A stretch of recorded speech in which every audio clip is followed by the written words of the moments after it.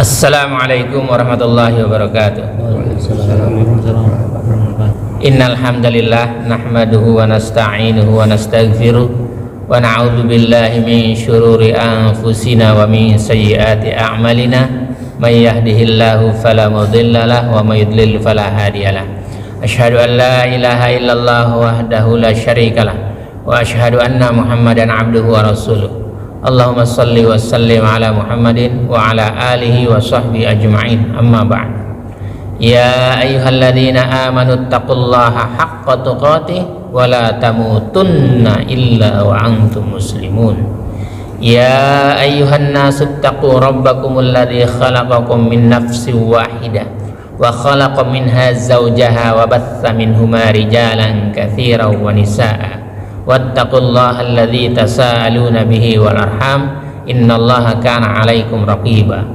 Ya ayyuhalladzina amanu taqullaha wa qulu qawlan sadida yuslih lakum a'malakum wa yaghfir lakum dzunubakum wa may yuti'illaha wa rasulahu faqad faza fawzan 'azima. Alhamdulillahirabbil alamin. Pagi ini kita masih diberi kesempatan oleh Allah Subhanahu wa taala untuk dapat menunaikan salat subuh secara berjamaah. Kemudian kita lanjutkan dengan mentadaburi ayat-ayatnya dan mengkaji hadis Rasulullah sallallahu alaihi wasallam yang hanya kepadanya lah kita berharap ridha-Nya agar kita dan keluarga kita dijadikan oleh Allah Subhanahu wa taala ahlul Quran dan ahlul jannah. Salawat serta salam semoga tercurah kepada Rasulullah sallallahu alaihi wasallam, Muhammad bin Abdullah beserta keluarganya, para sahabatnya serta pengikutnya yang senantiasa menegakkan sunnah-sunnah Rasulullah sallallahu alaihi wasallam hingga akhir kiamat kelak. Mari sama-sama kita buka dengan bacaan basmalah. Bismillahirrahmanirrahim. Masih di surat 60 ya, ayatnya 12. Surat 60 ayatnya 12. Sudah ketemu? A'udzu billahi as-sami'il 'alim minasy syaithanir rajim. Bismillahirrahmanirrahim. Ya ayyuhan nabiyyu idza ja'akal mu'minatu yubay'anaka 'ala an la yushrikna billahi syai'an ولا يسرقن ولا يزنين ولا يقتلن أولادهن ولا يأتين ببهتان يفترينه بين أيديهن وأرجلهن ولا يعصينك في معروف فبايعهن واستغفر لهن الله innallaha ghafurur rahim. Wahai Nabi, ini ayat ini ditujukan kepada siapa? Kepada Rasulullah yang mulia ya, sallallahu alaihi wasallam ya. Apabila datang kepadamu perempuan-perempuan yang beriman, tuh tadi yang beriman tuh syaratnya kayak begitu tadi tuh ya, beriman. Apabila datang kepadamu perempuan-perempuan yang beriman untuk mengadakan janji setia. Jadi kita harus berjanji juga kepada Rasulullah ya. Gitu. Udah berjanji belum? Janji setia nggak? Setia dengan menjalankan sunnah-sunnahnya ya. Bahwa mereka tidak akan menyekutukan sesuatu pun dengan Allah. Janji pertama, tidak akan mensekutukan sesuatu pun dengan Allah, nggak boleh bersekutu, nggak boleh syirik, gitu ya. Tidak akan mencuri. Yang kedua tidak mencuri. Tidak akan berzina. Yang ketiganya tuh ya. Tidak akan membunuh anak-anaknya. Yang keempat. Tidak akan berbuat dusta. Yang kelima. Yang mereka ada-adakan antara tangan dan kaki mereka. Dan tidak akan mendurhakaimu dalam urusan yang baik. Tidak durhaka terhadap Rasulullah sallallahu alaihi wasallam. Maka terimalah janji setia mereka dan mohonlah ampunan kepada Allah untuk mereka. Sesungguhnya Allah Maha Pengampun lagi Maha Penyayang. Jadi Imam Ahmad meriwayatkan dari Aisyah radhiyallahu anha, ia berkata, Fatimah binti Utsbah Siapa tuh Fatimah binti Utsbah? Saudaranya Hindun istrinya siapa? Abu Sufyan. Abu Sufyan pelit apa enggak? Dermawan ya? Hah? Kalau potong sapi Pelit sama istrinya enggak? enggak. Hah? Kok ada hadisnya kayak gitu ya? Gini nih, lihat. Hadisnya kayak begini nih, ya. Ini diceritakan, adapun bila sang suami sedikit sekali memberi nafkah kepadanya, maka sang istri boleh nggak mengambil harta suaminya dengan cara yang baik, gitu kan? Sesuai dengan kebiasaan atau jumlahnya. Jadi istri boleh nggak ngambil duit di dompet itu? Boleh dia, ya. Untuk sekedar makan dia dan istrinya, ya.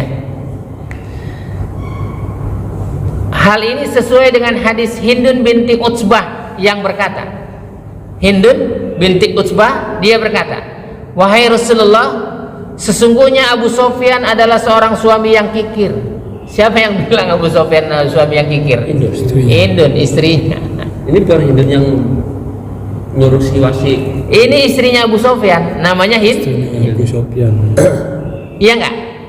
Ini, wahai Rasulullah, sesungguhnya Abu Sufyan adalah seorang suami yang kikir. Dia tidak memberiku nafkah yang mencukupi diriku dan anak-anakku. Apakah saya diperbolehkan untuk mengambil uangnya tanpa sepengetahuannya? Kemudian yang mulia Rasulullah sallallahu alaihi wasallam pun bersabda, khudhi min malihi bil ma'rufi ma yakfiki wa yakfi baniki. Ambillah hartanya secara baik sesuai dengan kebutuhanmu dan kebutuhan anak-anakmu. Ini yang hadis diriwayatkan oleh Imam Bukhari dan Imam Muslim dalam sahih keduanya. Ada di sahih Imam Bukhari, ada juga di sahih Imam Muslim. Ada di dulu. Hah? Berarti ada di dulu. Iya, dia kikir nggak? Kikir nggak Abu Sufyan? Kikir terhadap istrinya. Kan orang udah jor-joran ya? Kalau sama orang jor-joran nggak? Jor-joran. Ada nggak orang yang kayak begitu? Hanya. Kalau suaminya sama orang jor-joran, sama istrinya Pelit. ada nggak gitu? Ada. Abu Sufyan dulunya zaman jahiliyah. Tapi Abu Sufyan masuk Islam, udah baik, gitu. Sahabat Rasul. Sebelumnya, makanya kalau orang nggak ngaji, kikir. Sekarang pada pelit enggak kan? Kalau ngaji mah enggak kan? Gitu kan? Gitu. Dulu. Jadi kalau ada orang suami sama orang mau nyawer, sama orang mau nyumbang, gitu kan?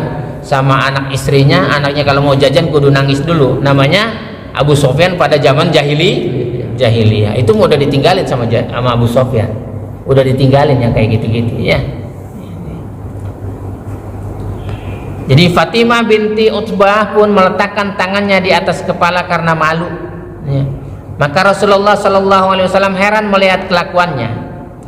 Aisyah radhiyallahu anha berkata kepadanya, kepada siapa? Kepada Fatimah binti Utsbah, sepakatilah wahai perempuan, demi Allah kami tidak berbaiat kepada beliau kecuali terhadap perkara ini.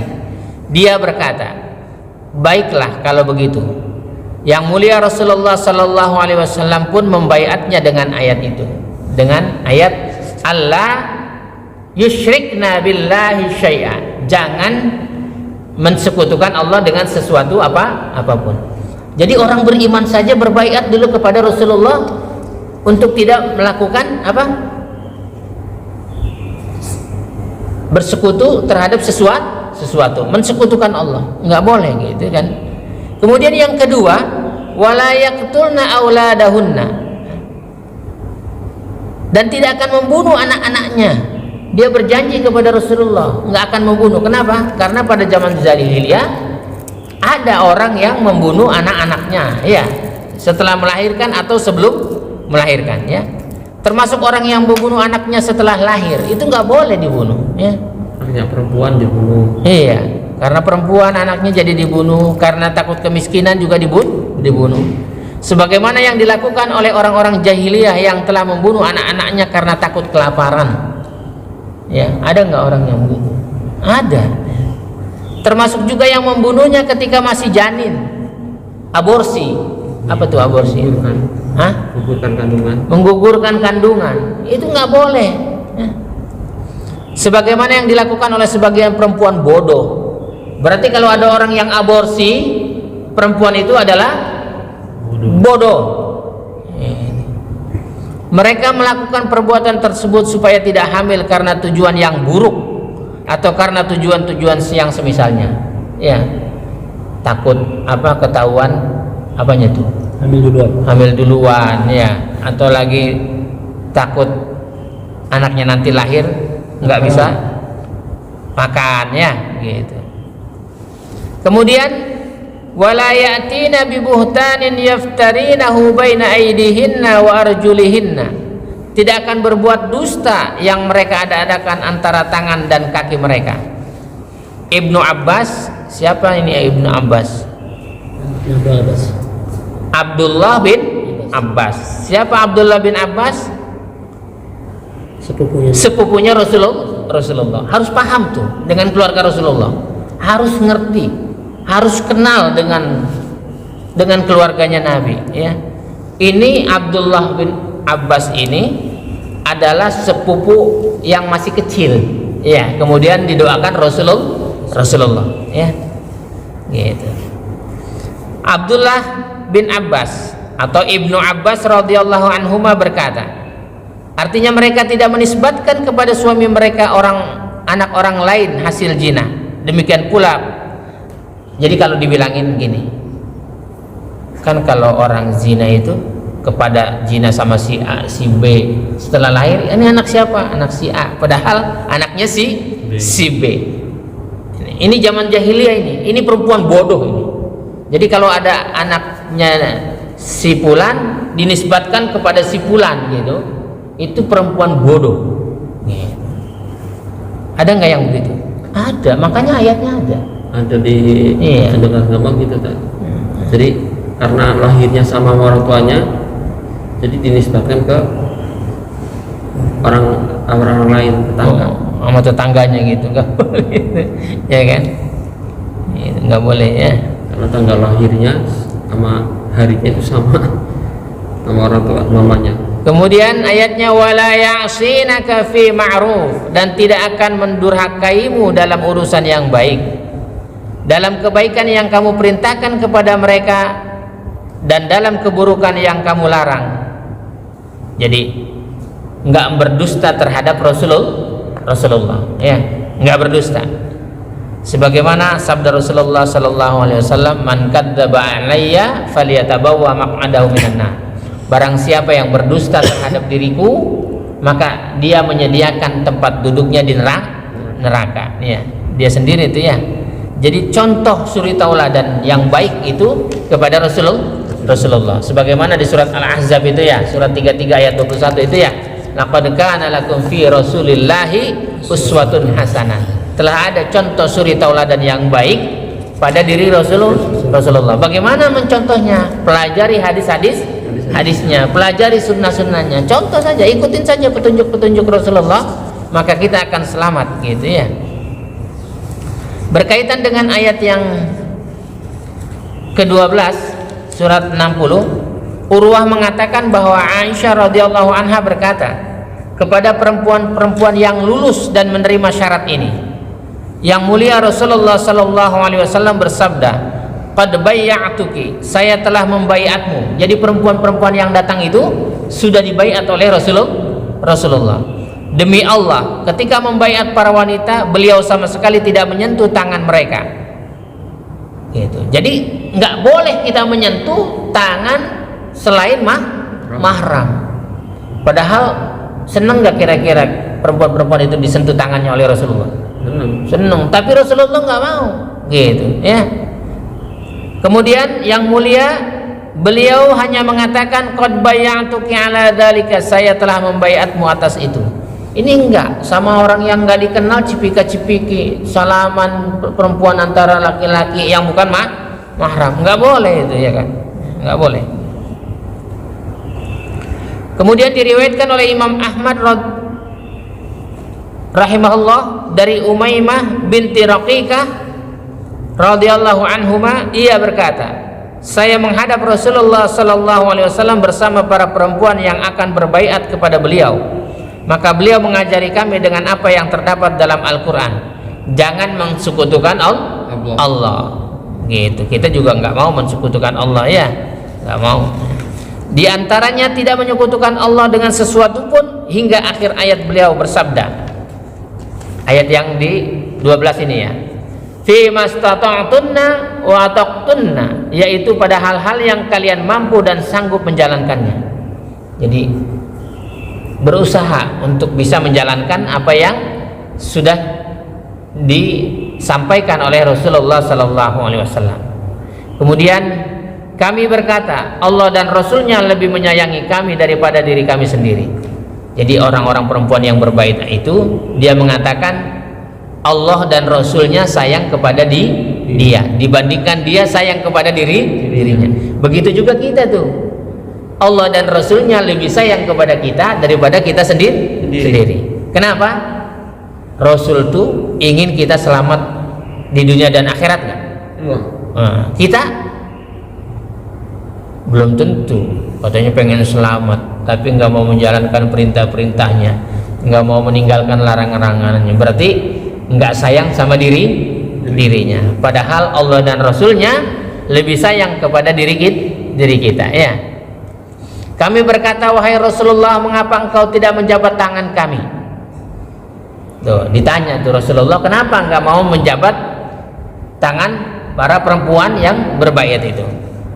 Yang mulia Rasulullah sallallahu alaihi wasallam bersabda, "Innila usafihun nisaa, innama qawli limra'atin wahidatin ka qawli limi'atin imra'atin." Sesungguhnya saya tidak berjabat tangan dengan kaum perempuan. Jadi Rasulullah tidak akan berjabat tangan kepada kaum perempuan yang bukan mahram. Kita juga begitu. Apalagi kalau hari raya itu semua salaman, istri orang disalamin juga. Nggak benar, jangan mau kamu, ya kan? Iya, nggak boleh itu. Ada si Cinci yang di blog gimana? Suka salaman nggak kamu? Yang Cinci cantik gitu?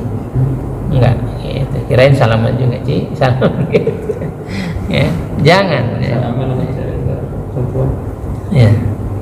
Paling dari jauh aja ya. Iya, nggak boleh gitu ya. Jadi kita harus menjaga kesucian. Ya, menjaga kesucian. Hanya kita bersalaman terhadap perempuan yang mahram kita, ya. Terutama ya istri kita, banyak-banyak surat. Kalau sama orang itu haram, kalau sama istri kita, kalau sama orang itu berdosa nih. Kalau sama istri kita pegang tangan, dapat pahala. Maka memperbanyak kalau jalan gandengin istrinya. Itu. Kalau ngekepin perempuan orang itu berdosa, kalau ngekepin istri banyak-banyak ngekepin istri. Begitu, jangan orang. Gitu. Jadi sudah ada pahala dan dosa itu. Ini dosa, ini pahala. Kerjakan yang pahala. Ini enggak jalan di mall jauh-jauhan, istrinya di mana, suaminya di mana. Gandengan aja terus gitu. Supaya apa? Pahalanya banyak. Jadi menggandeng istri, memeluk istri, boleh gitu gini. Ya, gandengan. Waktu pacaran aja gandengan dia, ya kan? Seneng amat sih ngerjain dosa gitu, yang pahala nggak seneng. Ini orang berakal nggak? Berakal.